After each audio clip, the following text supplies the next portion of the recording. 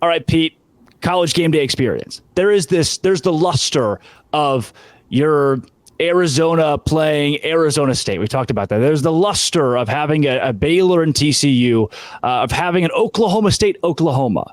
And that's the matchup I want to key on. Those games that are gone from the college football experience, from a fan standpoint, from a broadcaster standpoint. Is college football being ruined by expansion? Because so many folks have made that case. Not at all. College football broadcasts and broadcasters, again, it is such a luxury and an opportunity to call these games, these magnificent environments, these magnificent athletes.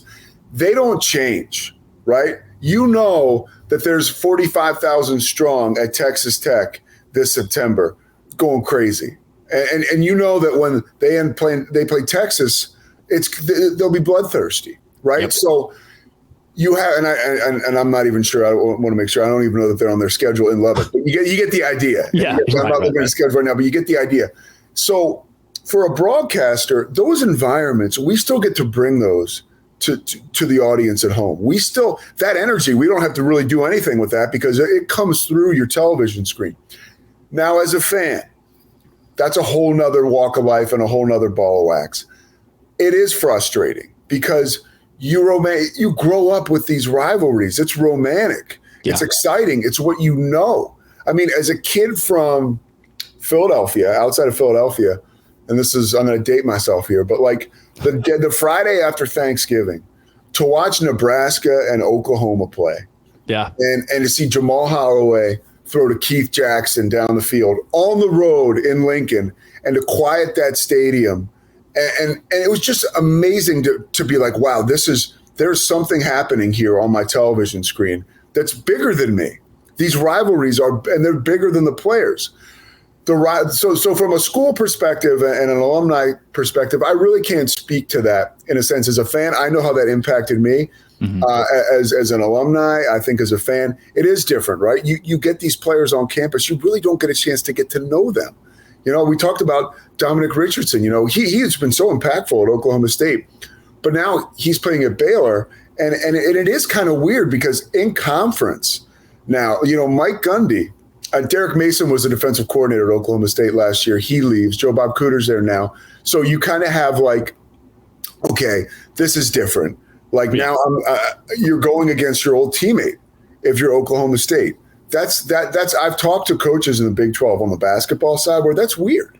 You know, a guy that you recruited and spent all this time with, you were in his home, and now he's playing at his school. You're going to play him twice a year? Yep. So I think from so many different perspectives, from a fan, from an alumni, as a broadcaster, it can be different, or as a coach, it can be different. But as a fan, you mentioned Dominic Richardson. Well, I called a game last year in Stillwater where I was so prepped on Dominic Richardson. I know he's a guy that can carry the load. He's a grown man at a young age. He really is beyond his years physically.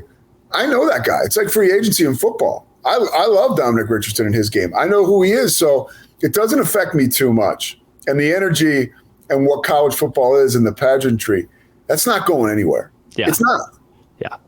Pete, you really wrapped it up in a bow, and I'm not sure you realized it by bringing up Oklahoma, Nebraska, because we haven't seen Oklahoma play Nebraska in over a decade, and college football has not been ruined. It's still here, and there's still the pageantry. There is still the lights and the sounds and the crowd. You mentioned the crowd comes through the screen.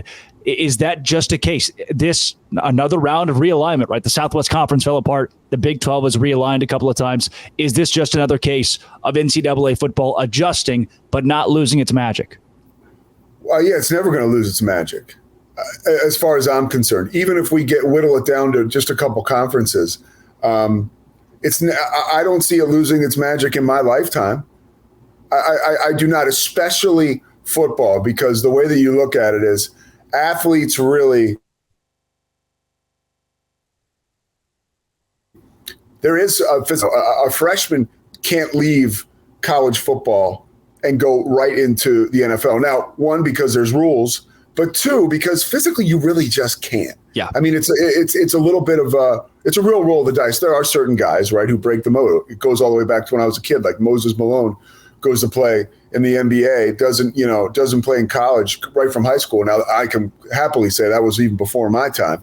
But when Moses did that, people were like, oh my gosh, there's going to be guys who do that in college football or who are capable of that.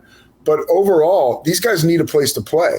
And right now, the NCAA, and whether you whittle it down to a couple silos and huge conferences, it's always going to be there. The magic is always going to be there. And because we got guys like Brett Yormark who are finding ways to navigate. I mean, the way the Big 12, who would have thought that the Big 12 could come out looking better after Texas and Oklahoma leave?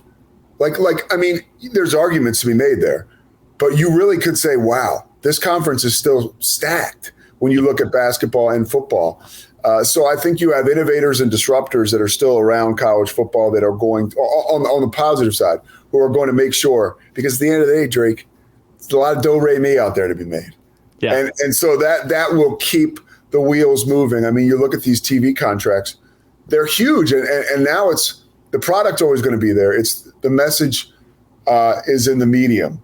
How are we going to get this to people? We still have another, I think, 15 years of linear stuff just coming at people, and then I'm lucky enough to be a part of both the linear stuff and some of the streaming arm of ESPN with ESPN Plus. I mean, you look at the roster of games that are available.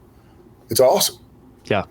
And you'll have a front row seat for it, Pete. And that's what I want to peel the curtain back for your Saturday or your basketball game day and what that looks like for you and your preparation, because it's not every day that a podcast listener gets the front row seat into the backstage of ESPN right here on Locked On Big 12, part of the Locked On Podcast Network, your team every day.